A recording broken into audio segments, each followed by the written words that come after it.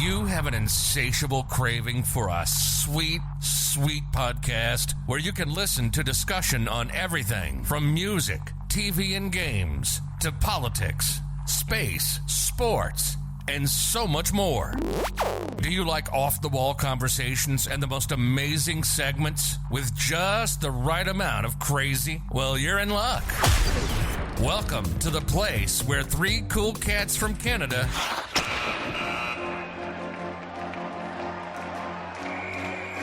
throw shit at the wall and see what sticks. Now, without further ado, introducing your hosts, Jake Andrews, Joe D'Souza, and Jackson Playfair.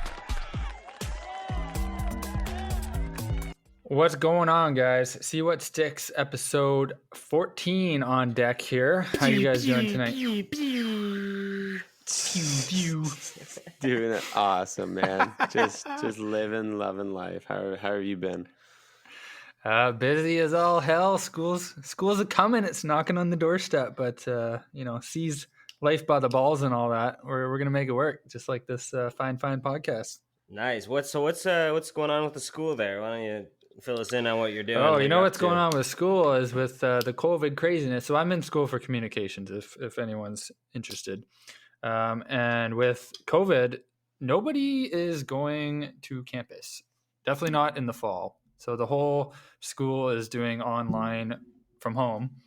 And I am probably going to end up doing winter from home as well. But working from home and doing school from home, it's pretty much sit on my butt, but at the same time, just get drilled with deliverables. So it'll be interesting to see how I juggle it.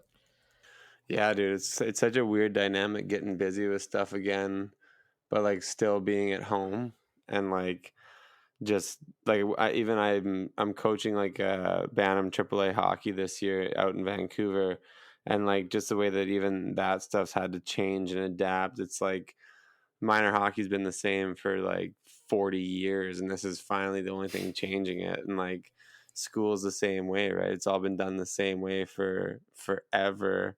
And now everyone's like quote unquote going back, but not going back. It's a weird dynamic. Dude, there's a lot of people like from the States that are pretty upset that are trying to get into schools here in Canada and can't get across the border and like can't get accepted. So like it's a real issue for a lot of people too. And you know, our hearts go out to you. Is like it must be tough. I mean, considering last year or just the most recent graduation, like that kind of sucks for a lot of people. You know, they didn't get to have like a proper grad or like a prom or that sort of stuff. So what's the thing about down south? Are they like not doing school in the fall?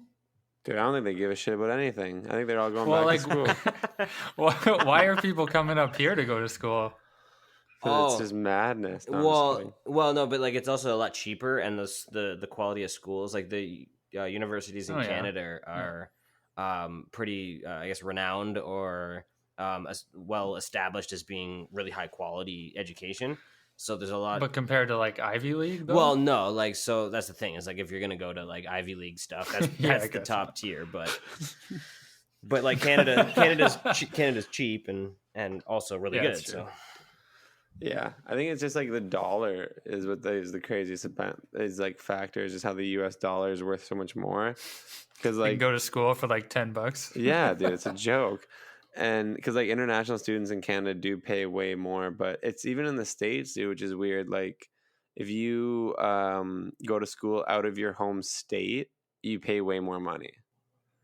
So you can't go interstate like within to different schools, and then you end up being an international student anyways, which is so broken. But my question for you guys is, I know, isn't that ridiculous? That is crazy, dude. If you go to, like if you're from like Wisconsin, you go to school in Wisconsin, I think your tuition's like the normal 8 to like 12,000 or whatever. But if you are from Wisconsin, you want to go to school in like Pennsylvania, it's like 35 grand a year. That's why ridiculous. would they do that? Yeah. Why the hell would they do that? Again, it's such a broken system, because then it's like if you want to do in Canada, right? Like say you want to go to a program at like I don't know, like St. Mary's in Halifax, but like you're from Ontario, but only St. Mary's offers that program that you want to take, like, you know, you got to make the decision. Do you want to spend the money to do what you want to do, or are you just going to do the program that's in your home state just because it's there, right? That's bonkers, dude.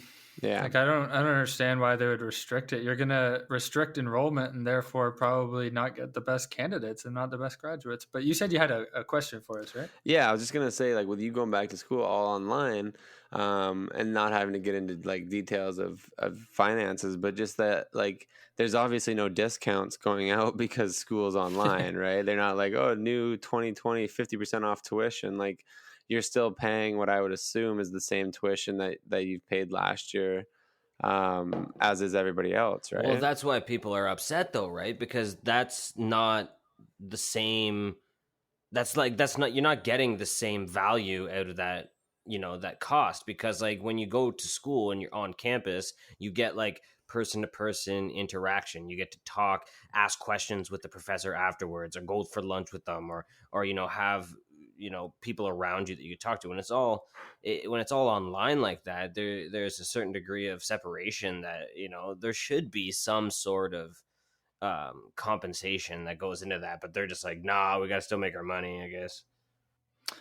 Yeah, so I think the answer to that is, as far as I can tell, no, there's no discount, and there certainly is a lower quality of education for pretty much everything Joe said. And I'm not going to argue them, because like, what am I going to just not go back to school or like take a gap year while they figure this COVID thing out? No, like I got to continue my education. So as long as they're not charging us more, or, you know, if the online infrastructure for the classes was not as good as it is, then yeah, I might think about it, but I'm just gonna fucking go for it. Yeah. Oh yeah, no, for sure. On an individual case, like, you definitely, it's like you got to do it, right? You got to do what you've set out to do. I just mean it more or less from like an institutional standpoint, and moving forward with it, it's like, I think it really does make you realize that going to university, or college or post-secondary at any level, is two separate things. It's like the education that you're receiving and the qualification that you're receiving through a degree or certificate or whatever.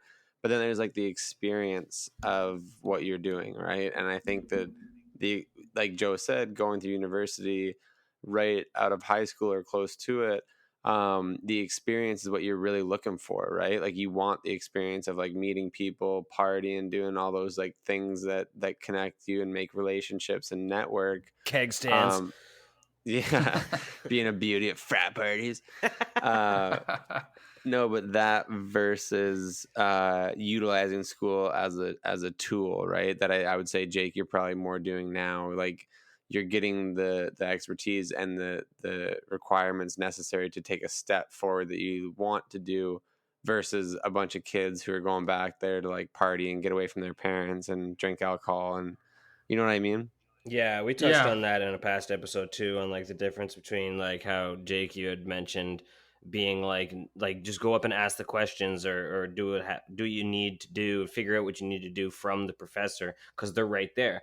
They're not just like this other tier of person. They're like, I mean, they kind of are, in terms of like they have a different profession and they're a professor, but they're still human beings, and you still go up and like talk to them or be like, I don't know how this is working, or I don't understand this. Can you kind of go over this a bit more with me, or what have you? Like, I feel like a lot of that gets lost unless, you know, you can have, you know, your professor is a whiz at Skype and Zoom, and they can just, you know, have multiple, their computer's really good, so they can have multiple people in line on Zoom waiting to talk to them. I mean, like, I went to university. That's not going to happen. There's like a handful of professors that'll be able to do that. And dude, the other, like, sending emails sometimes from your professors is like, what? Like, how are you a professor? You don't even know how to write an email.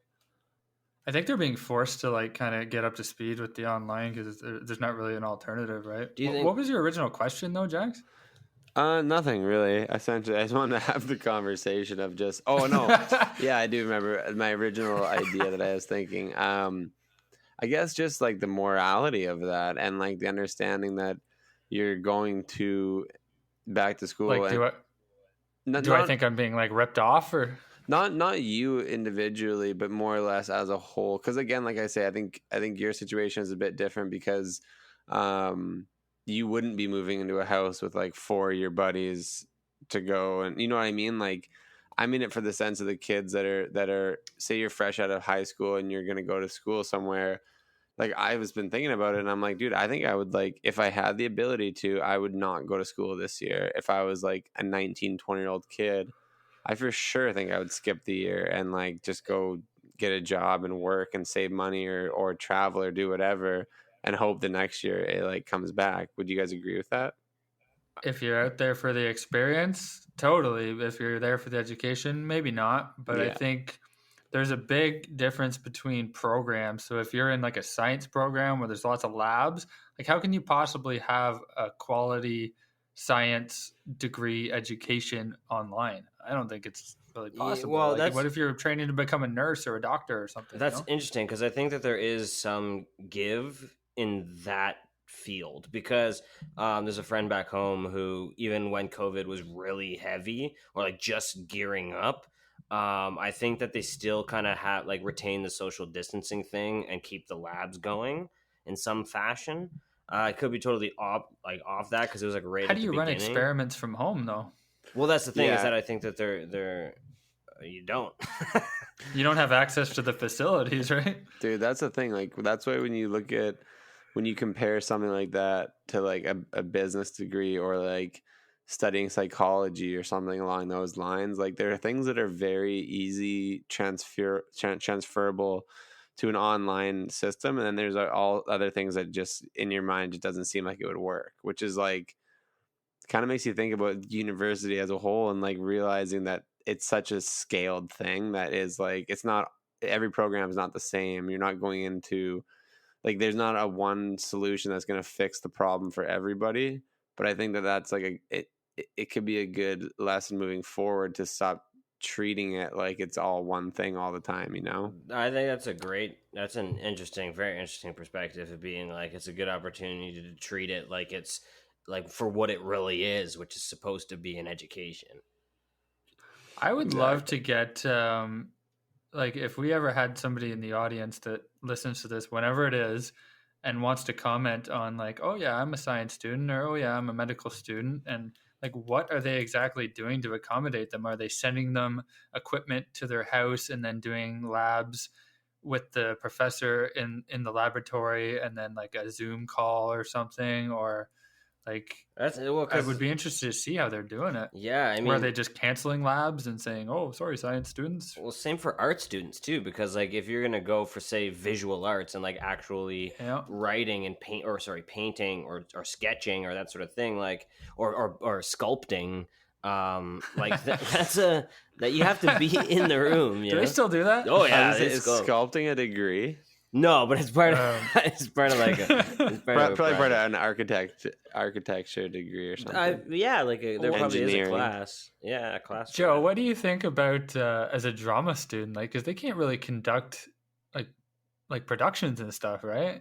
Yeah, well, I mean, here's the thing: is that there's a lot of as of right now, there is a after talking with Dylan actually, Jax, over the weekend, he was mentioning how there's a ton of movies on their way up to Canada and film in Canada and BC because the way it's so messed up in the States right now, they're just like being like, well, we need to make these movies, so we're going to do them all in BC, which I mean is great for a lot of actors in the city right now for sure. And anybody kind of like in the area, like it's a bump in time right now that like things are as they're starting to gear up. But the other thing about it is that there's a ton of rewrites happening. So all of a sudden places that there's a producer friend of mine that is a regular at work, and he was saying that like they got approved for season 2 of their TV show on Netflix, which is Warrior Nun. Check that out; it's pretty cool.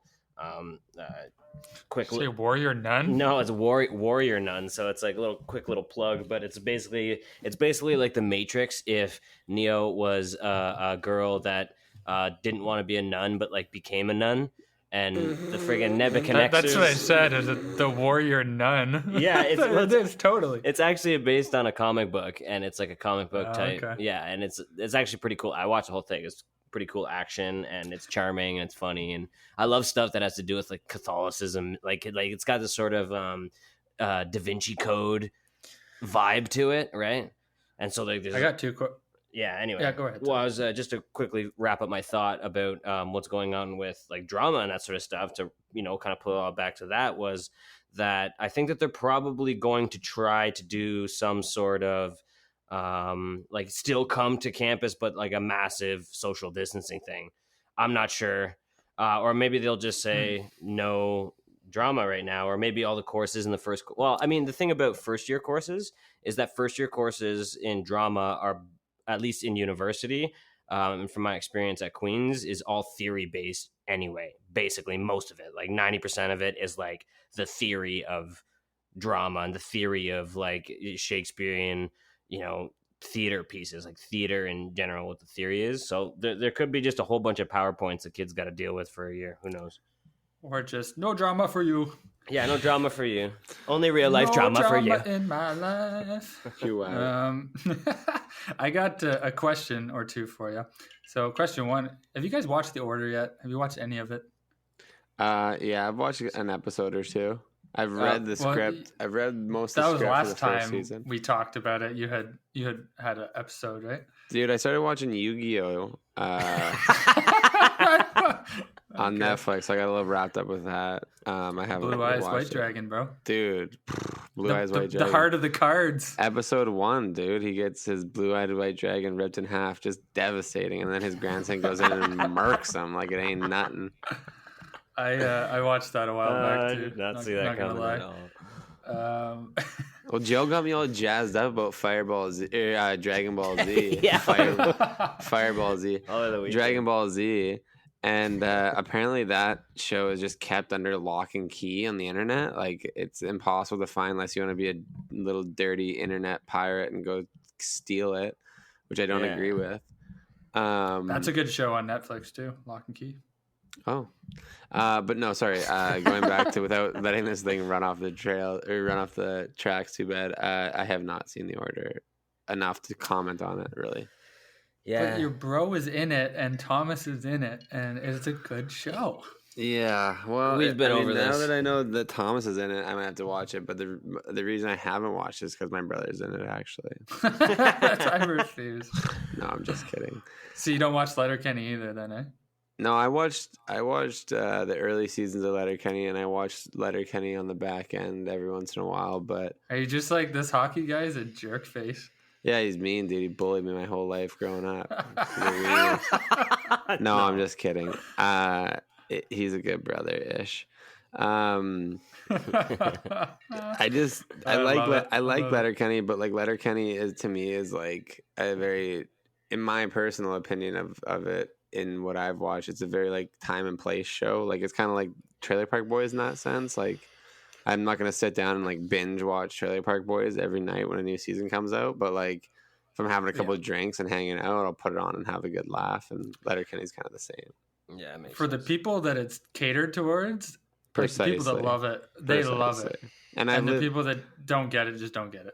Yeah, and like, I get it. Like, I had lived in a small town. I understand. I get the Canadian humor. I think it is one of the best written shows of all time, in the sense of like their quips and like how well it's written in that sense. From a strict like comedic standpoint, I think it's really, really good. But again, like we talked about earlier, like there's just so much shit on TV, man. Yeah, for sure. The delivery of their quips and stuff too takes some getting used to, because it's like rapid fire, you know, like not much time to digest it. 100%. Like when I first showed Jess, I think it was, we were home because like they used to always release it on Christmas, the new season. So we'd like be at home with my brother, and he'd be like, "Oh, the new season's out. Do you guys want to watch it?" And we'd always watch it either like Christmas in the afternoon or Boxing Day. And I literally remember watching the whole first episode, and like I was laughing, and like my brother was laughing, and like the episode ends, and I like look at my mom and Jess, and they're both just like looking at each other like I didn't hear what they said.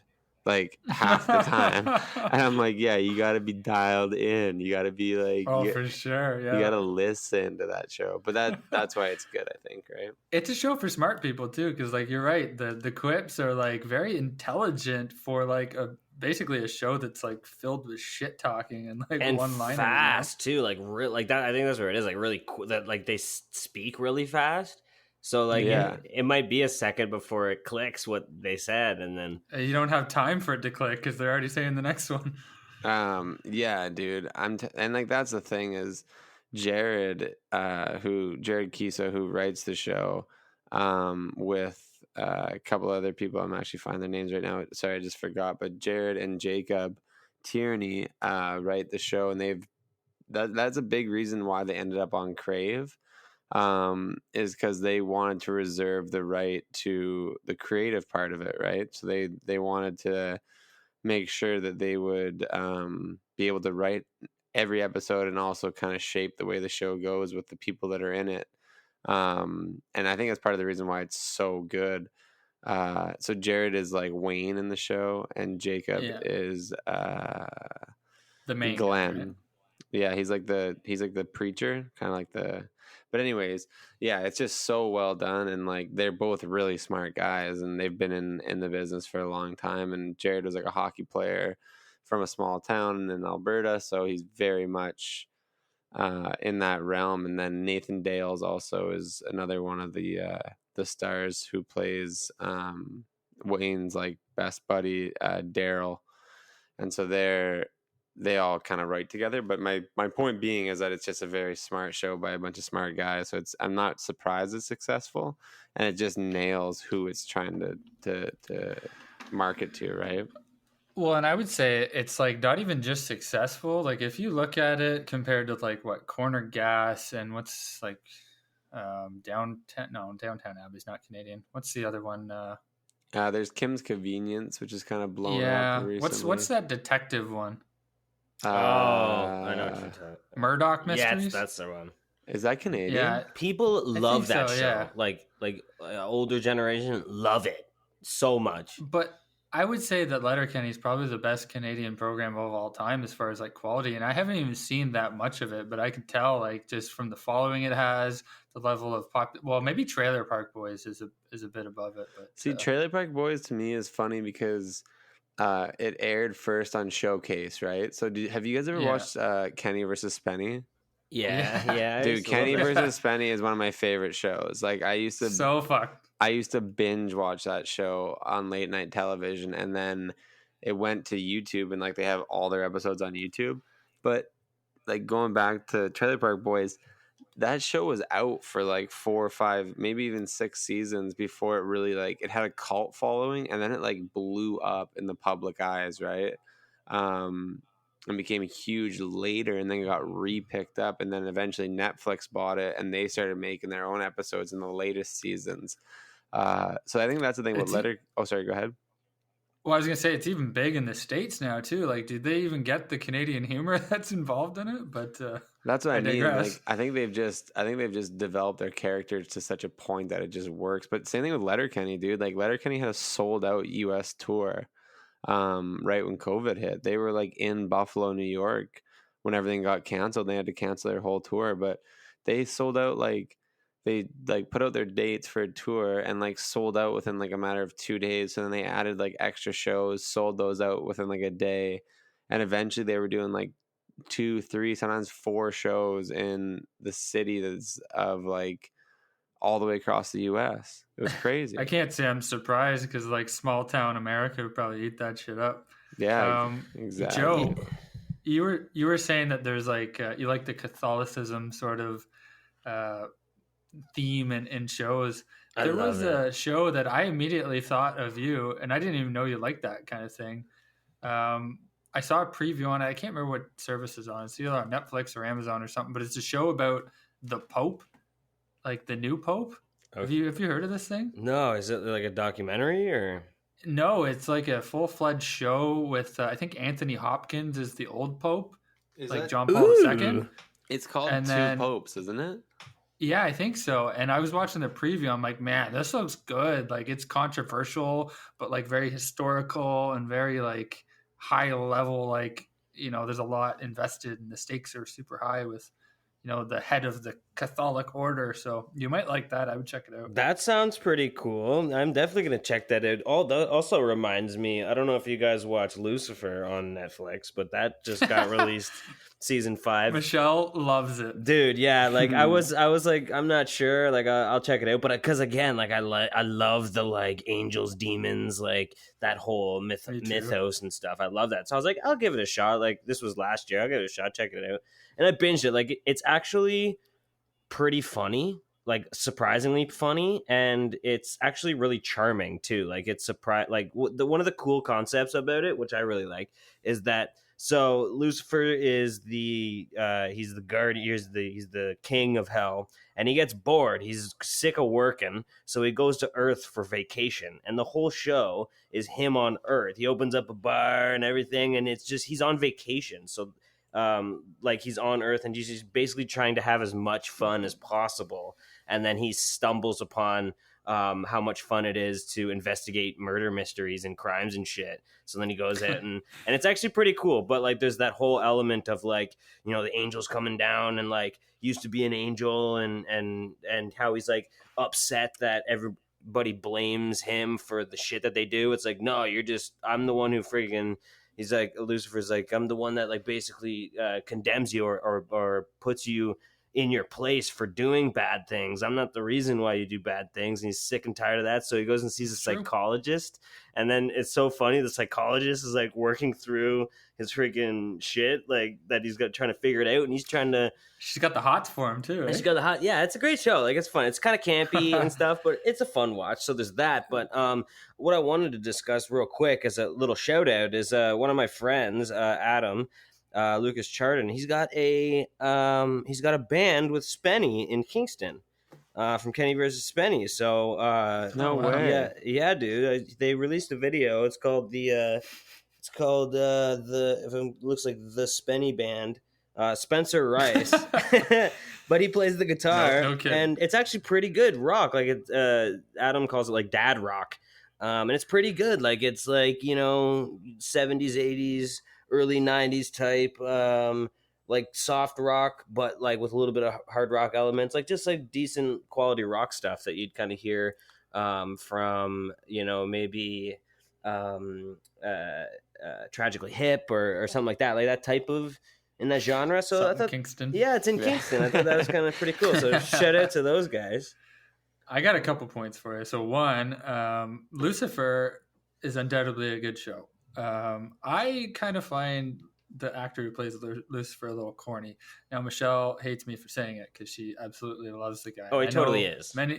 Many people that do. I just can't buy into his shtick. Well, but I know that many people do. I think that's it. It's because like you got to remember he's on vacation. What are you like when you're in like on a vacation destination? No, it's not his. It's not his like the way they wrote his role. It's like the campiness of the actor and his like Britishness. Or whatever. I think it's hilarious.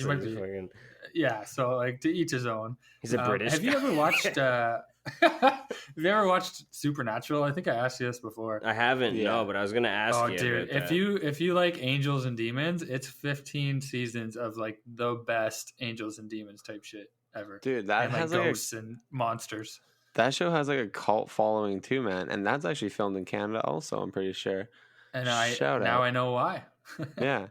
It's such a good show. But yeah, people love that show. Like that's one of those shows that I felt like I thought got canceled or like went off the air like years ago, and they're still going. Yeah, like they're still making new episodes. 14 seasons.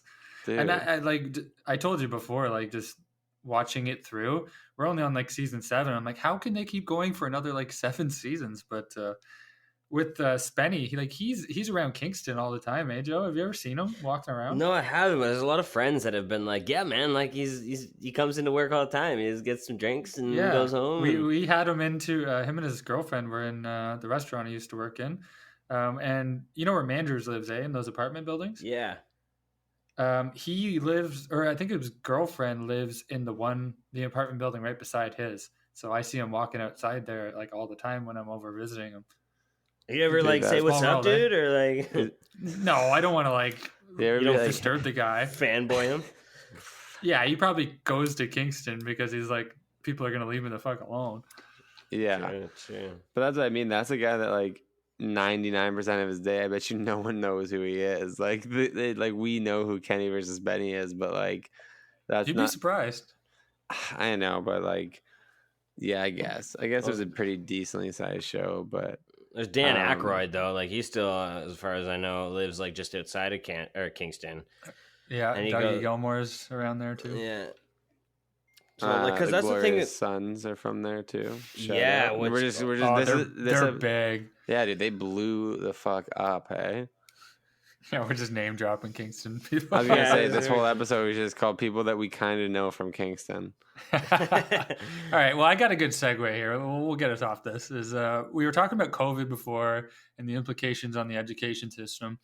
I heard a question on the radio the other day, and I immediately knew I had to ask you guys your thoughts on it because I don't even know how I feel. I'm a little conflicted, so I'm going to think about my answer a bit more while I let you guys digest and give me yours.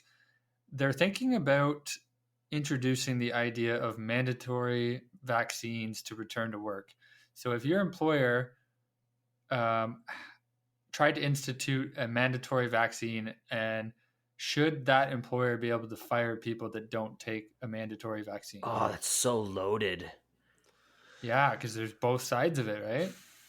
Yeah, dude. What do you think, Jackson? So right off the hop, like if it's mandatory, I mean the worker or the workplace itself says, okay, I don't want somebody that has COVID to come in and introduce that into my workplace and then shut my workplace down, and I can't take a shutdown. Like I'm already on my last legs financially, and if we get shut down, I might never open again. But then on the other side, it's like you're infringing on my right to kind of have protection over my own body. And like, I don't want to take a vaccine that normally would take 3 to 4 years to develop, that's been rushed out in like 8 to 10 months or whatever it is, and has limited testing. I don't want to put that in my body. So there's both sides of it. I don't know which side I'll land on.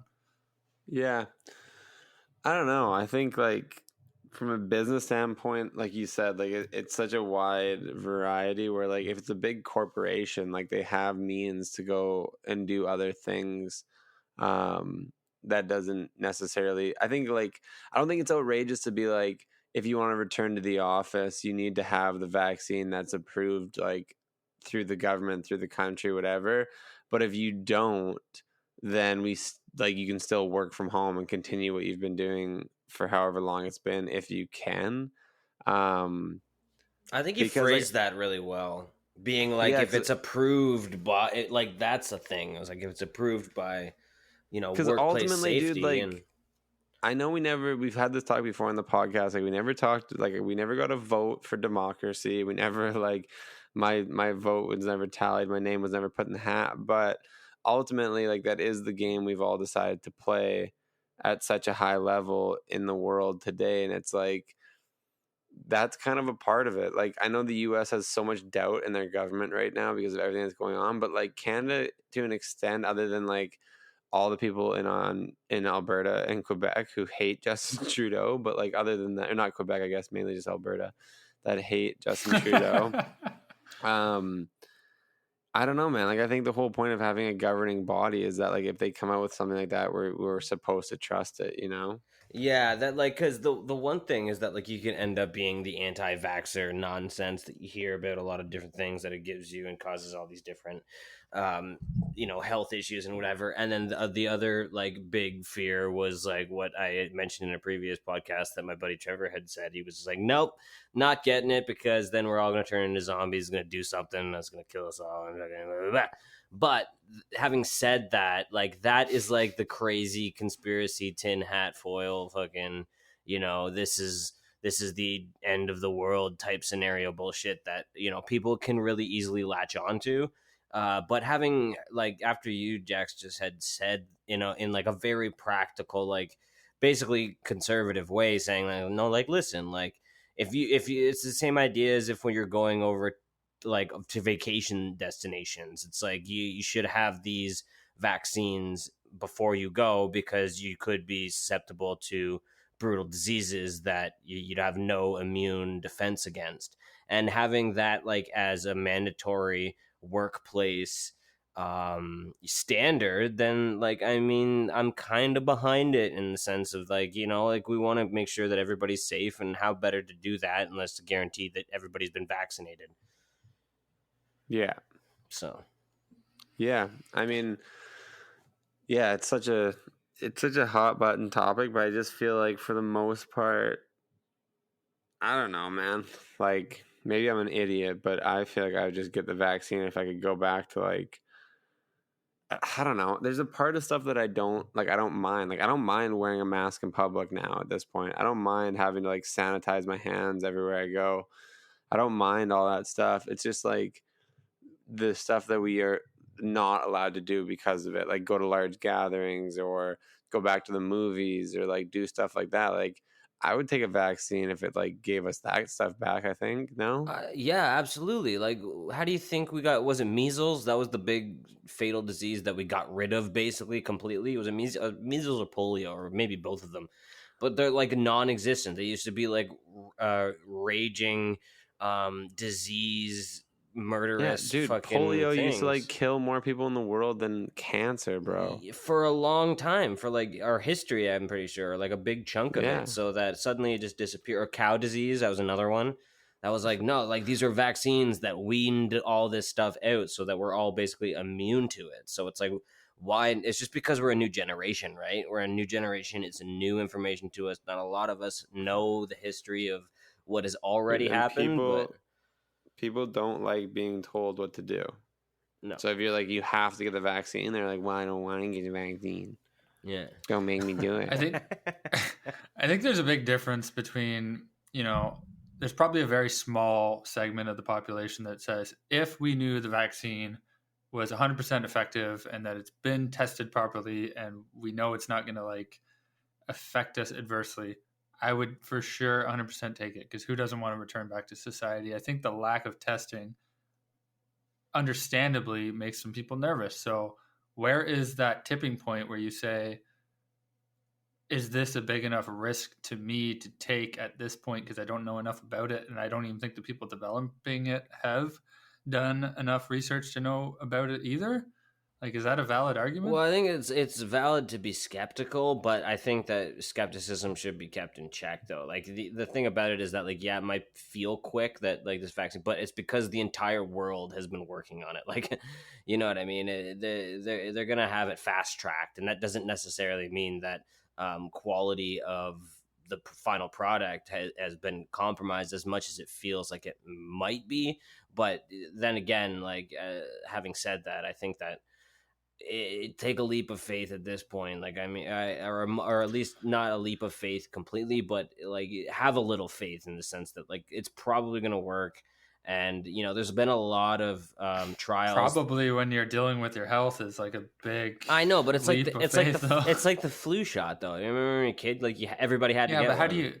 I would say it's not a stretch to say that there's equal chance that okay, it's going to work, you know, regardless of how fast they push it out. But there's probably a pretty like equal chance that it's not done through enough testing, and there's probably more adverse effects than normal. All right, like let's explore that then. So then, in what ways, like, is it going to be completely detrimental to our health? To maybe your body could have an adverse physical reaction to the vaccine, and like, well, that's why so many. That's why a lot of them have failed right now, and a lot of them have failed, but just simply on not working on the strains that it's supposed to work on. Because, like, just to be clear, a vaccine is a dead piece of the virus that your body can then use to identify as what to attack when it appears in your body. So like if it has a little chunk of information that's dead, that's the important part, is like, yes, it is a piece of the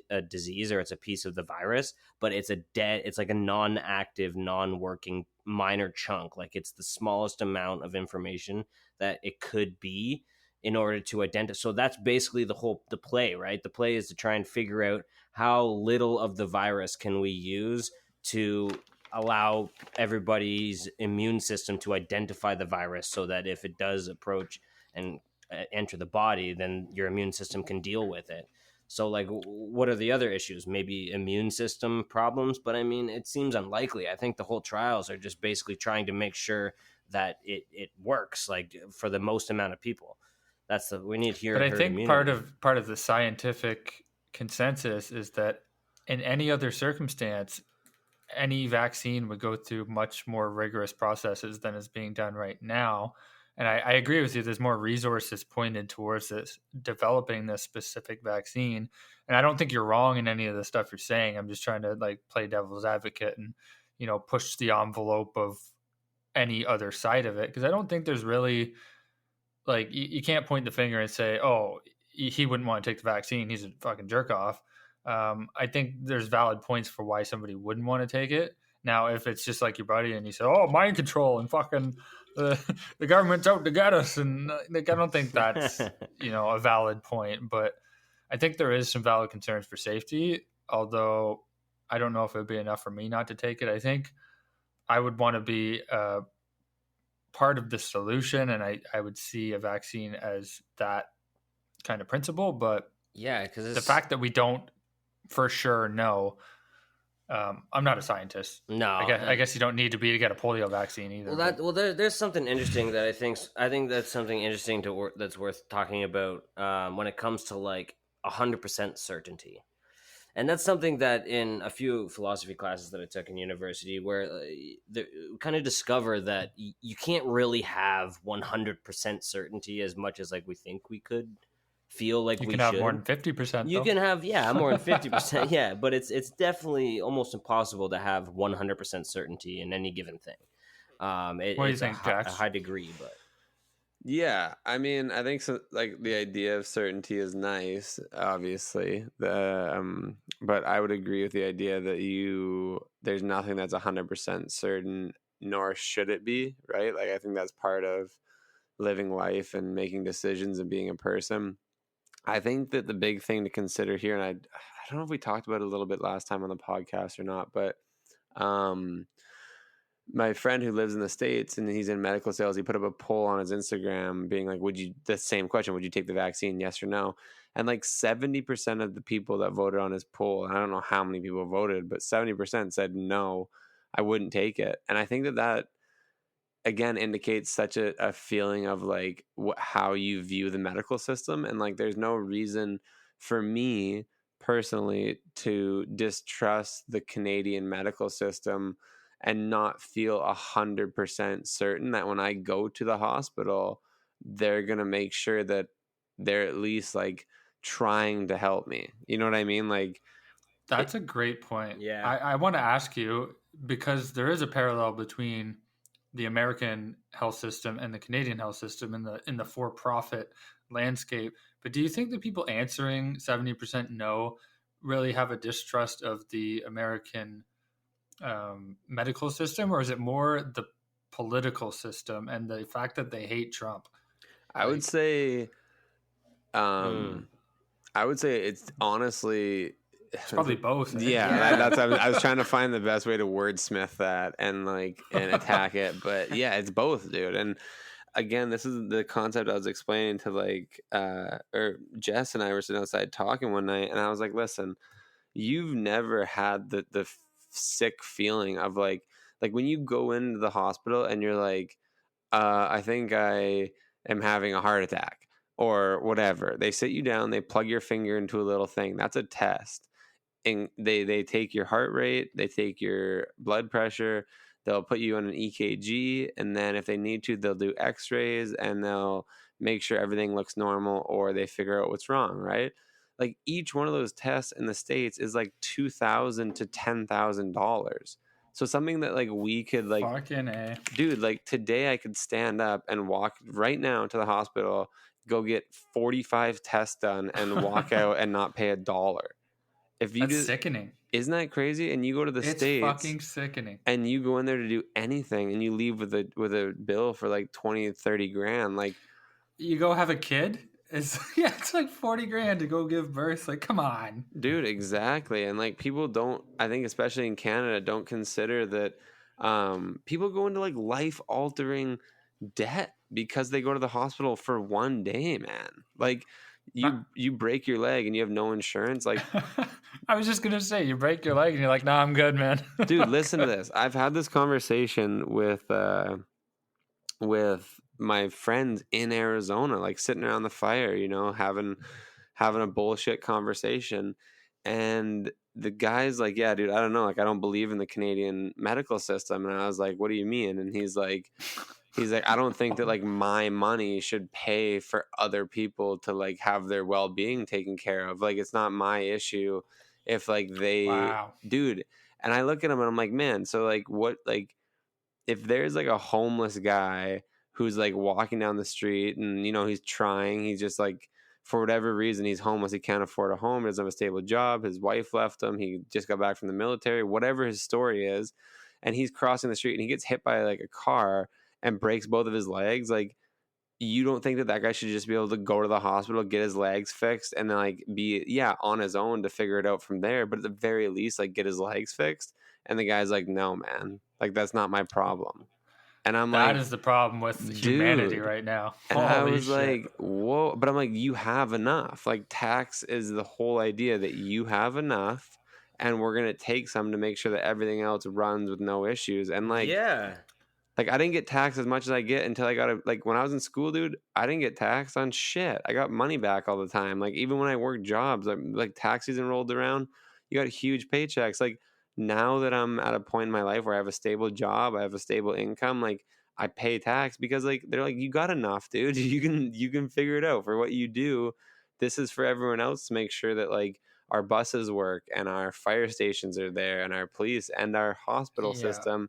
And I'm okay with that, man. Like, wow. I gotta let Joe chime in because I got a question for him too. But like, I don't understand where people think that, you know, you pay taxes in the States too. Your taxes just don't go where ours go. And I think I would much rather pay to fund healthcare at like around the same rate as Americans are paying, because I don't think we're paying much more than they are in tax, but they don't have free healthcare. Yeah. Dude, like Joe, Joe, what do you think it is that makes people in countries like the States distrust the idea of universal healthcare, even though there's like all the Slavic countries like us right next door to them that have proven methods that show like this can work? Well, that's like such an interesting thought, because it's like, do people distrust the idea of universal healthcare, or do they distrust the mechanisms in which they're like Obamacare is the first real like universal healthcare idea that's even in the States right now. Like, I don't understand how people don't just buy into that idea. Like, go ahead. Oh, sorry. I was going to say Trump's first day in office, dude, he tried to repeal Obamacare. His first day. But apparently it doesn't. Well, so like I'm keep going. Yeah, tell me. Sorry. No. That's it. But keep going with your thought. Well, I was just gonna think like, how does I don't really know, but I want to see how Obamacare compares to how universal healthcare works in Canada. Well, yeah, Obamacare is not the universal healthcare principle, but it's a more affordable version of healthcare for like the people that can't afford normal privatized healthcare. And I think when people think of the idea of universal healthcare, they think, oh, how can we afford it? How can we afford it? Well, other countries are doing it. You just got to figure out a way. Like, they're paying $650 billion a year on the military. I hate to bring that up, like I always do. No, but it's true. Like, is there not better ways to pay for shit in the country? How many times did you go to the hospital last year? Like, either of you guys? Like none. Twice, like, maybe. Like never. Okay, Zero. But like, okay. So I'm not using the service myself. But would I want my tax money back?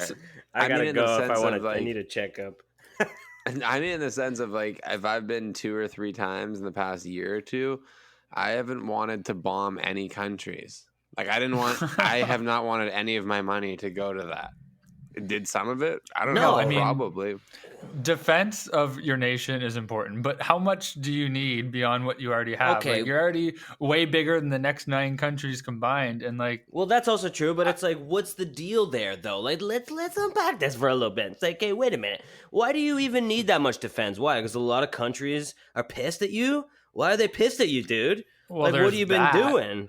No, it's not even but that. Other people are saying He's that not because that. they're the person on the top of the pedestal that people want to knock them off, and if they don't have the highest military budget by far, then they're at risk. It's because America. Fuck yeah. Exactly. Here to save the motherfucking day. Yeah, America.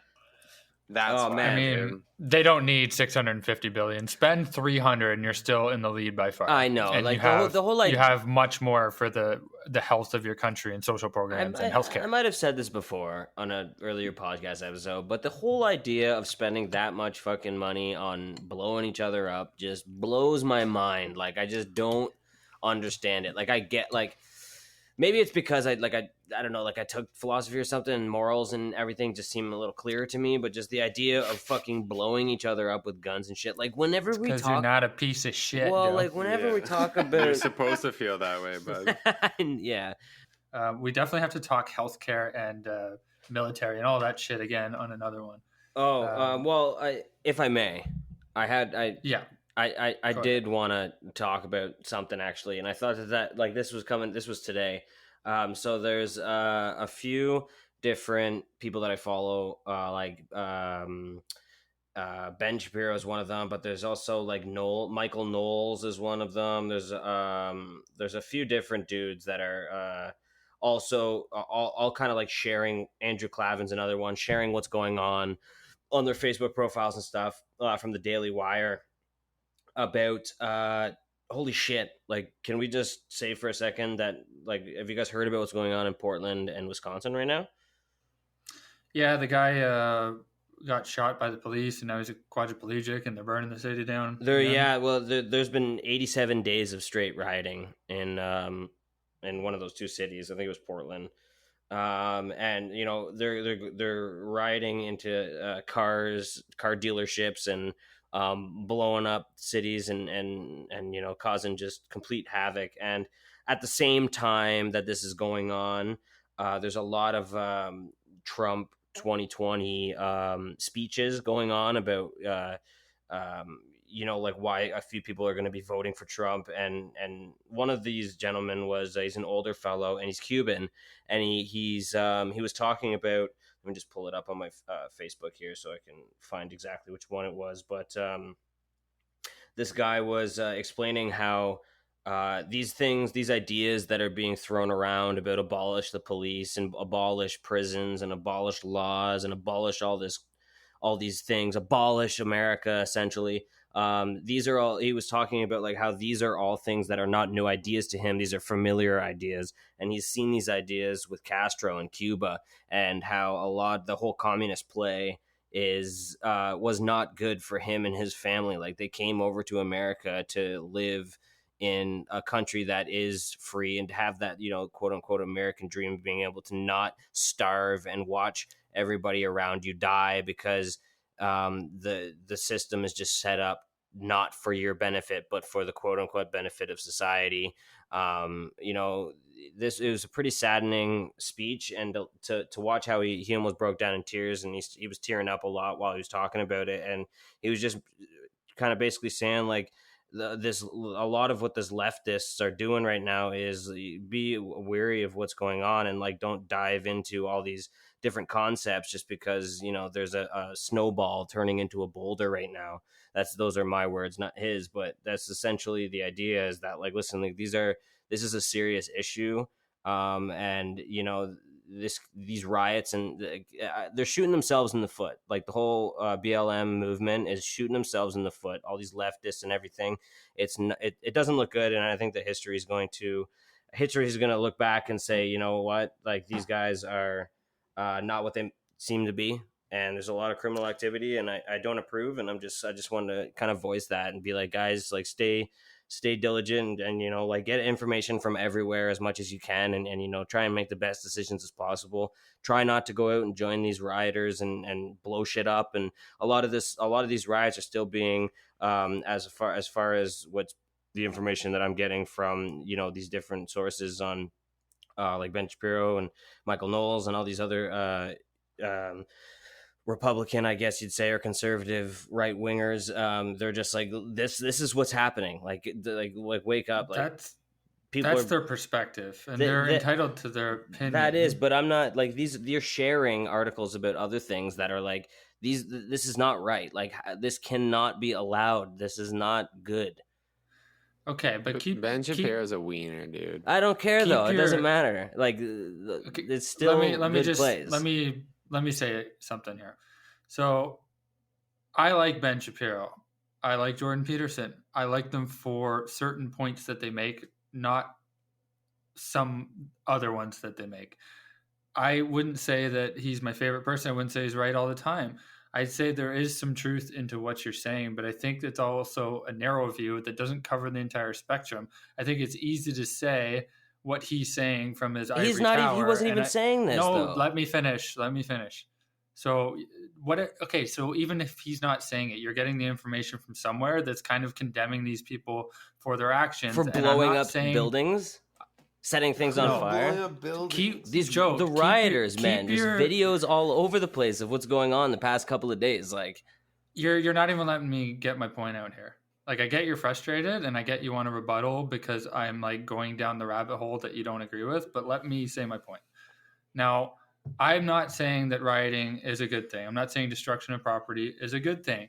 But if you're the Black Lives Matter movement, and after the George Floyd thing, and everything blew up in the media, and there was a healthy mix of rioting and peaceful protesting, and now something like a couple incidents have happened since then of still police brutality. Like, it's still going on. They're still killing people. They're still turning people into quadriplegics. So, like, if you're the movement, you're saying, Jesus Christ, we tried all this shit. There was all this enhanced media coverage. There was all this worldwide global attention and people trying to do things peacefully and for the movement in addition to all the violence.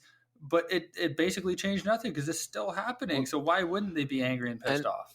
And like, do you think that this is the first time that this is happening? Okay, check this out. Leftist storm Suburban with a guillotine, burning American flags, get in the fucking streets. So these people. But do you think that is the majority? One second. No, hold up. This is like, you can't throw out term leftists.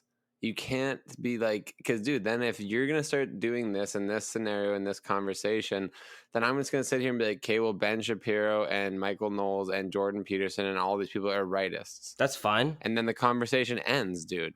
Because How? you can't be on, because you can't just sit there and be like, the left is doing one thing and the right's not doing another. Like, dude. Yeah, it's generalizations, sweeping.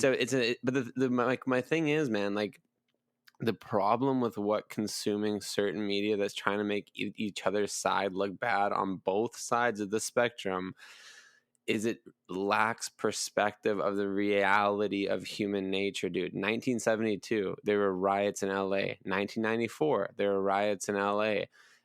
2008, there were riots in LA. 2020, there were riots in LA. When you want reform and you want change, there needs to be a level, like, the wars happen because, like, the World War II happened because the whole world said one guy can't make this radical change. Okay. Like, we can push for reform. Listen, all I'm saying is that the repetition of rioting and protests and these issues, it's not something that's new, and it's not like leftist is a new term. Well, that term here, it's left.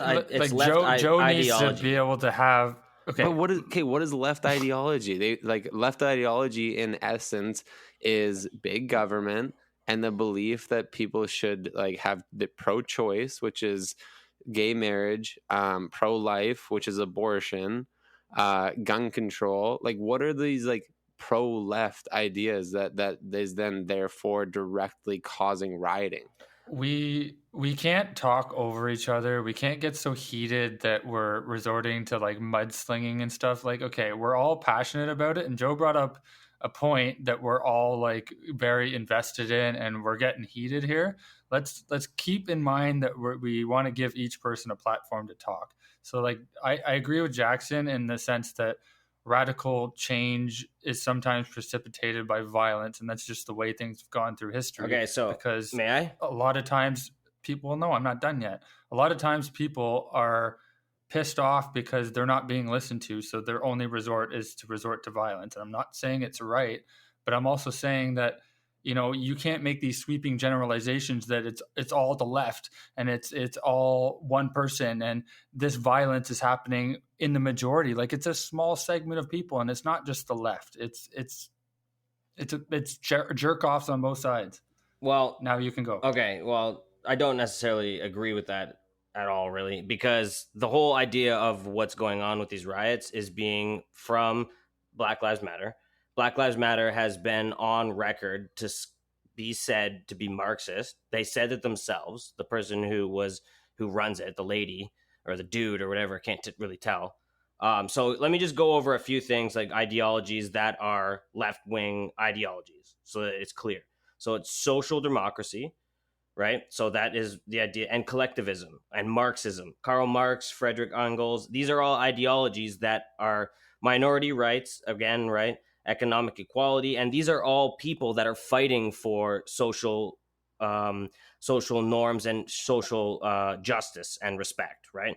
That is what leftist ideology generally tries to do. Right-wing stuff, more conservative, are trying to retain the current structure of political systems because those systems have worked and they're working for a variety of different reasons.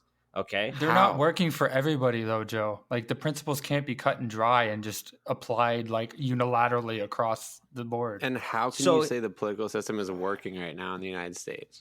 Well, currently right now it's completely fallen apart because you have the divide that we're talking about, right? So who's in power right now? The Republicans. So they have the power, and yet it's falling apart because it's the left's fault? No. Okay, so here's the thing. The left wing, the group of the protesters are of left-wing ideologies in the sense of social justice. Those are left-wing ideas, okay? So right wingers don't believe in social justice, or just not as a tent pole? It's not a driving force of why those party members or those ideologies function. Those functions on the right side and the conservative side, those are functioning to make sure the society runs as economically efficient as possible, right? So they're lower to tax oppress cut. Revolution and change. Well, because they like the status quo. Well, there is a sense of that. Absolutely. They don't like change. I don't agree with that, though.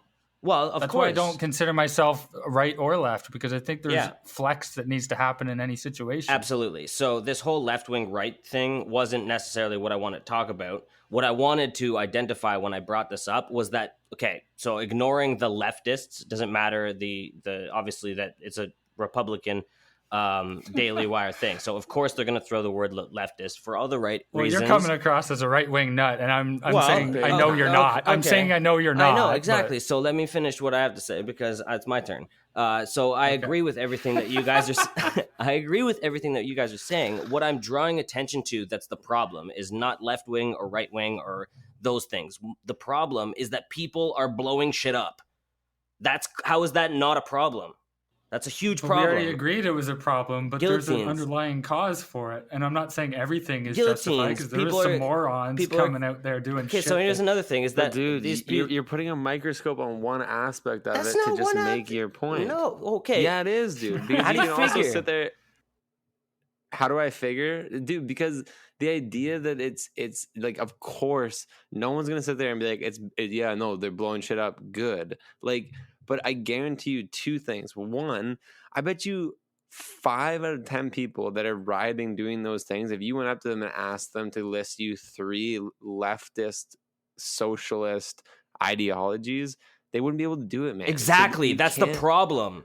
Is that they're following... You're labeling them as a specific group. And that's what the right, quote unquote, extreme right want you to do. But that's the thing, they don't want you to look at it as bad apples. They want you to look at it as just people, as a group that you can then divide and then go against. But they're doing it themselves, though. They're segregating themselves. One group of them, dude. It's not every individual of the people. Yeah, you're talking like it's like 50 million people. No, I'm saying there's whole cities that are being destroyed right now by a small group of bad apples. By people that are supposedly, a bunch of bad apples, and there's not a lot going on to stop it, and I don't like it.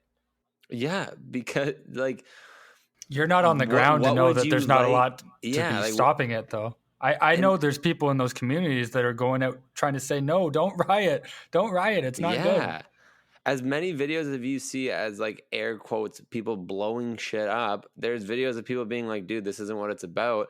And then there's twice as many videos as African-American Black people still getting shot by police officers. What about a video came out 2 days ago of a guy walking away from a scene and someone opening up his door and the police opening up his door and shooting him in the back like 6 times. That's an issue, man. That's absolutely an issue. I will take empty buildings being blown up or burnt down with no lives lost compared to one person getting shot like that by the police. Okay, I'm gonna get. I might be shooting myself in the foot. Everybody, for this. Dial it back. Everybody, I might be shooting myself in the foot with this, but I wanna hopefully make clear something that I think is also a little frustrating about this whole idea. Is that did you guys hear about the 6-year-old a couple of weeks ago that got shot? Yeah, that wasn't real. It was false reported through the initial police radio call. Really?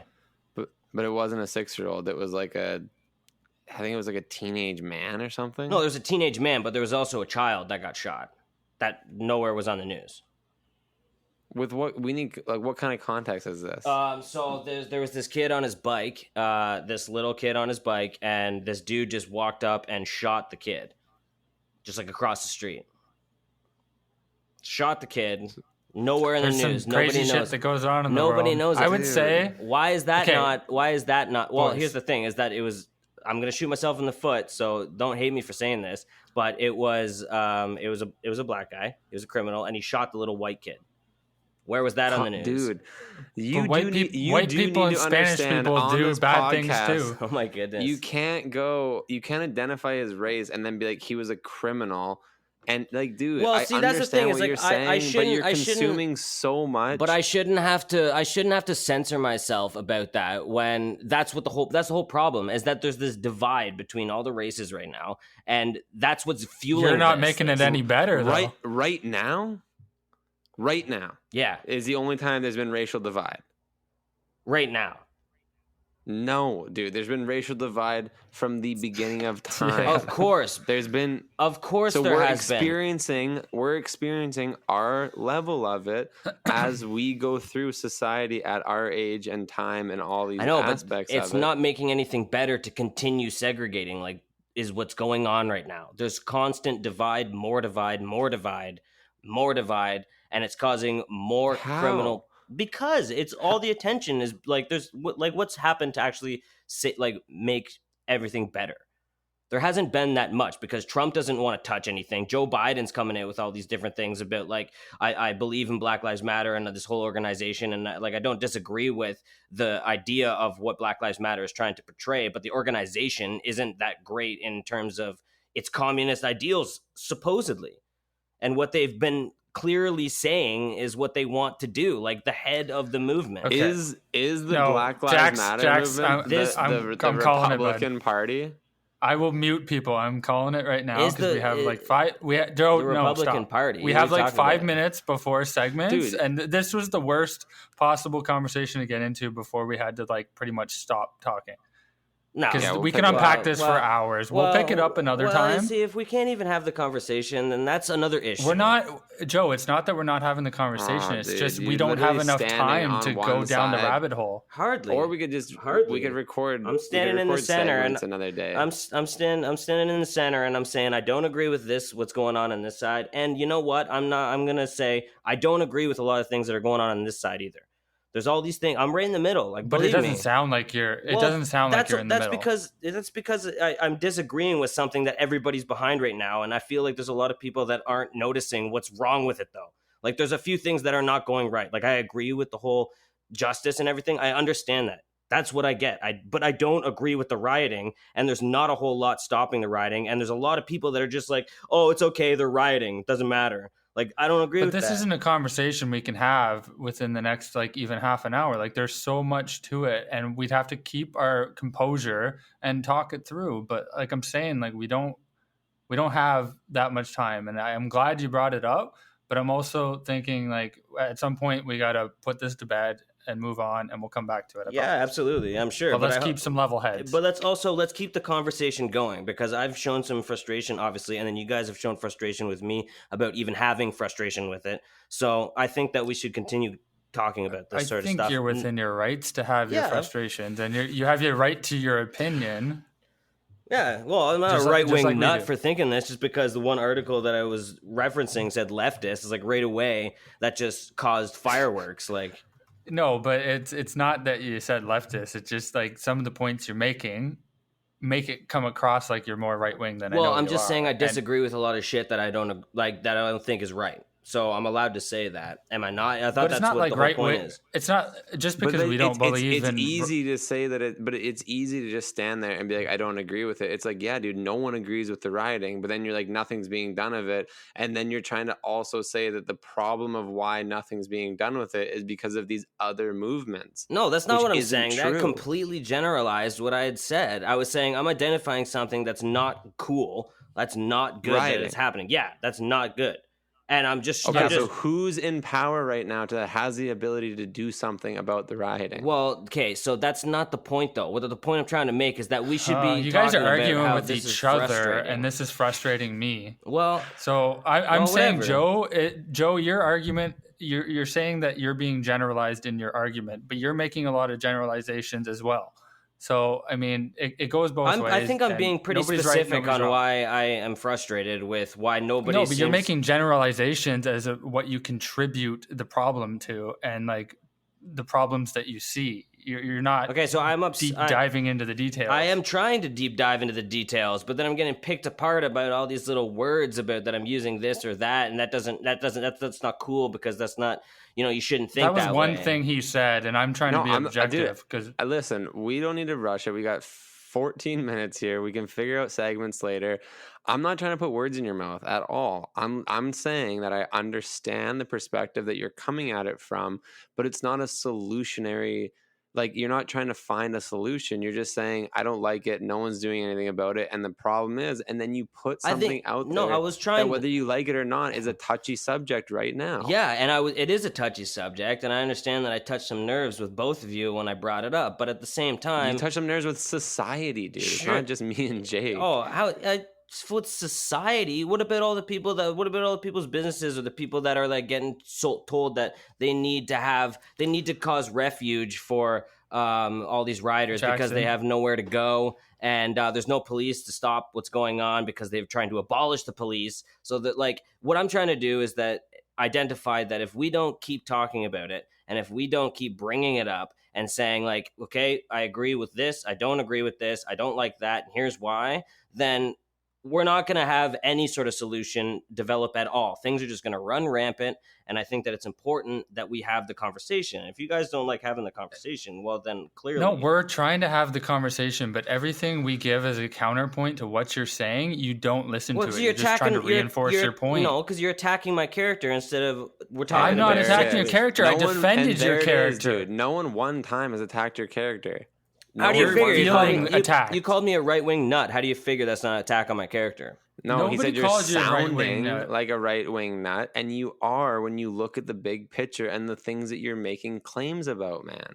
Well, sounding whether you want to look at that or not, that's our opinion. That's at the same time, but that's not talking about the issue at hand. That's just calling me out for saying I don't like that you're talking about this. We'll run the recording back, and we'll be able to clearly listen to where we addressed your points. Like every time you made them, whether you listen to them or not is a different story.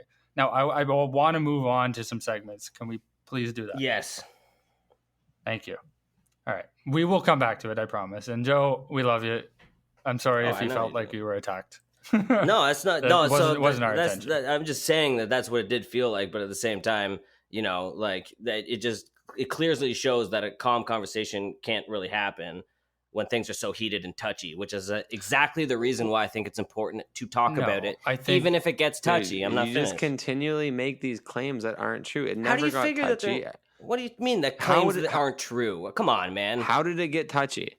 How did it get touchy? Everyone started yelling at each other. We're saying things that you don't agree. That's not, dude. That's a conversation when you're talking about something that's. We're not gonna have time to do segments. I don't think. Yeah, no, we're going to. And Joe, dude, you've said it. I have to leave in 10 minutes. Jax, we said, Joe, multiple times. You said it yourself that you can respectfully agree to disagree and argue without friggin', having it be a violent altercation kind of thing.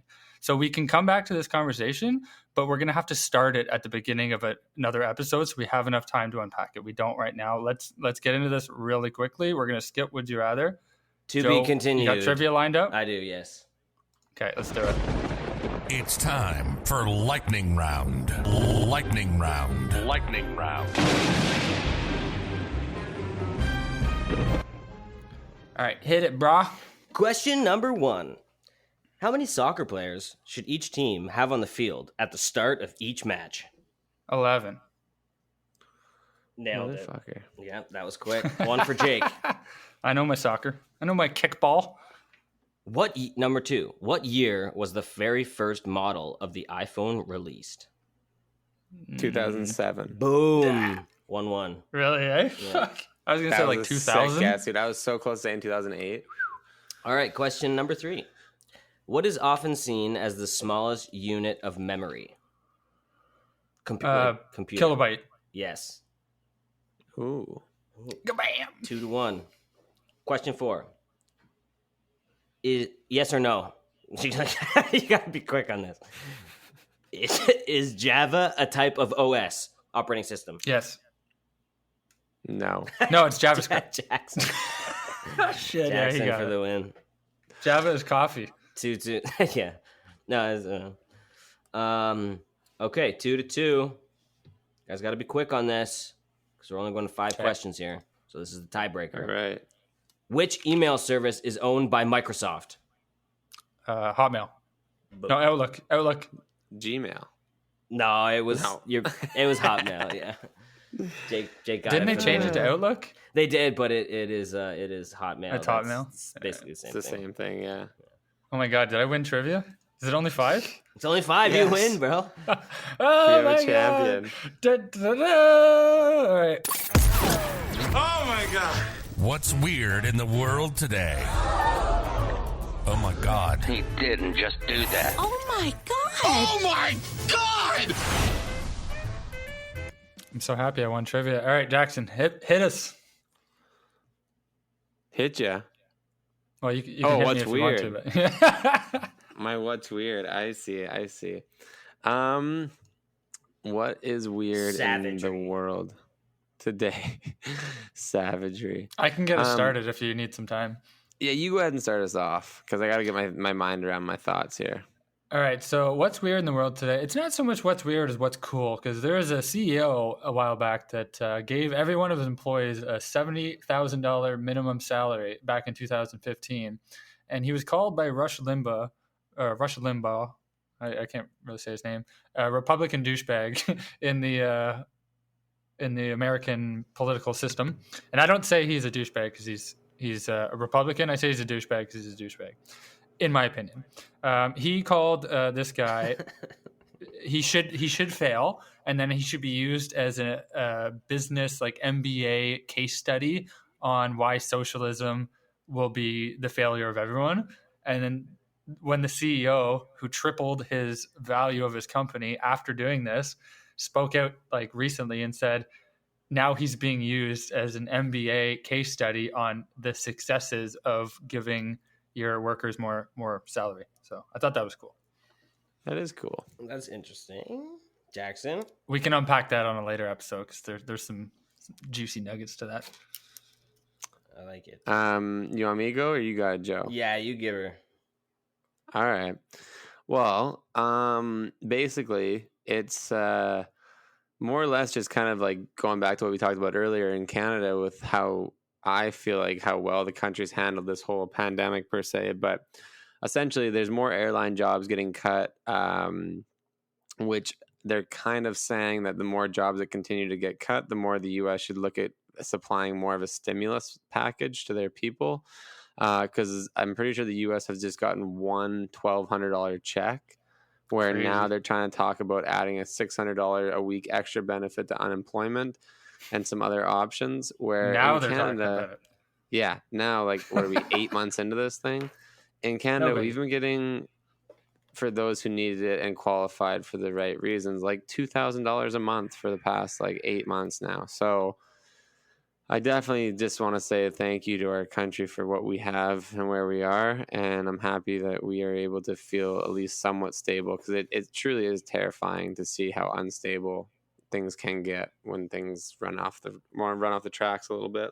Yeah, we're definitely we have so many juicy nuggets for stuff to talk on future podcasts, because a lot of people think that our government's crazy for doing this and that we're so much in debt for all the wrong reasons. But I digress. We'll talk it later. Joe, hit us up. Weightlifting study gives a genetic explanation for uneven gains. So yeah, apparently there has been a study that has shown that sometimes even if you like essentially working out a certain part of your body, that you're still going to have like the right side and left side. Oh, that's the right and left side be a little uneven. I didn't plan that because I just found this, but I think that's hilarious. Anyway, yeah, so genetically speaking, you might be predisposed to having your right side a little more jacked than your left. Shit. Or your left side more jacked than your right. Yeah. That's insanity. Anyway. All right. Great stuff. It's a Schande and a Chappe. It's time for Epic Rant. Epic Rant.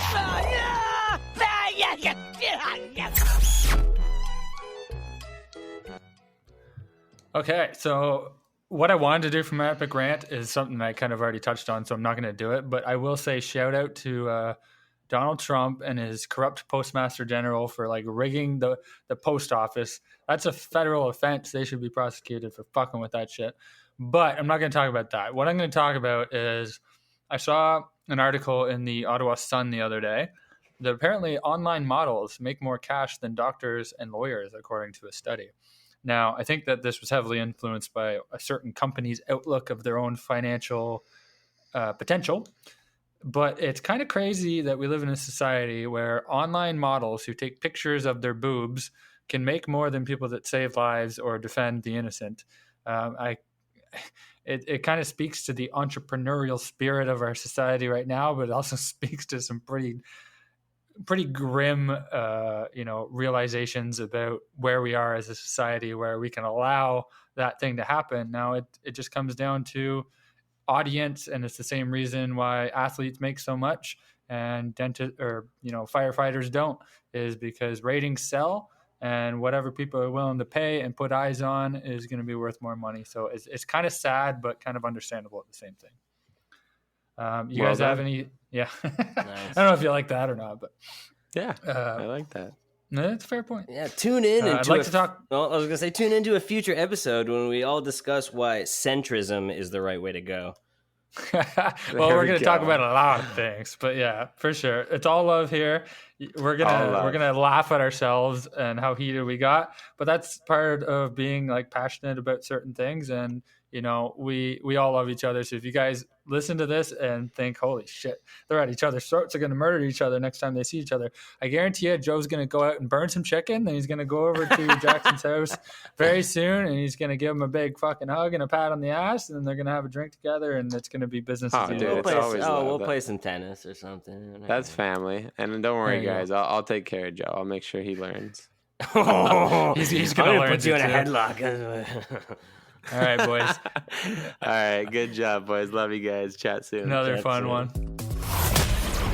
That's all for tonight, folks. Tune in next week for more tasty podcasting goodness. Send us your thoughts and comments on our social media pages. And be sure to hit that like or follow button. Check us out at our website at www.seewhatsticks.net and give us suggestions for content you want us to discuss on the show. And any ideas you have for lightning round trivia. What's weird in the world today? And would you rather?